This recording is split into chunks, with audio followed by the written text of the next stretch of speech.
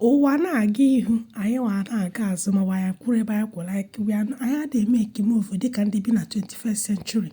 Up to kịta anyị ekeghị mara na a na-amụ mmadụ with different hair texture, just otu a skin anyị si dị iche iche. Onwe ndị ị ga-afụ otu kọpụ dị oji ha mụọ nwa dị anyarị maọbụ mụọ nwa na-acha ọcha. Onwe ndị ga na-acha ọcha ha mụọ nwa dị oji. Anyị ekeghị mara na otu a ka ọ dịkwa n'isi, na people are born with different hair texture. Onwe ndị isi ha dị soft, onwe ndị isi ha na-akọil, onwe ndị isi ha siri ike.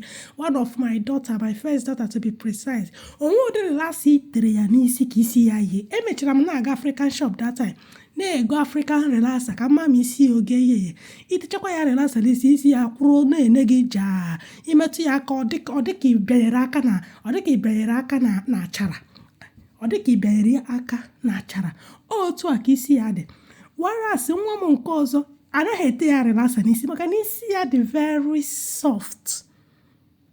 Whereas the other one, isi ya dị in between, ite ya relax ya. So otu a ka people si wee dey with different hair texture, just also as a skin anyị si wee dị. Onwe ndị nwe oil skin, onwe ndị nwe dry skin, onwe ndị nwe normal skin tone dị.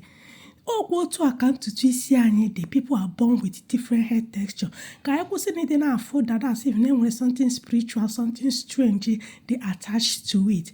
They are normal human beings. They are just okay. Oge nneto o nwere ndị anụnwa na-amụ isi ha na-agba mkpụrụ ka nsị ewu. Isi aha ọ naghị eto iko mgbuchekwa ya ọgba mkpụrụ otu ahụ ọwụhụ nkwu dada. Gịnị ka a ga-akpọ nke ahụ? Kedu ihe a ga-akpọ ya?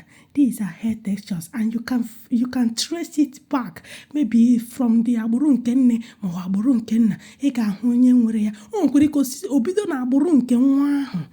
So onweghị ihe mere dada na anụ ya, nweghị ihe dị spiritual, nweghị ihe dị strange, nweghị ihe dị power dị na ya.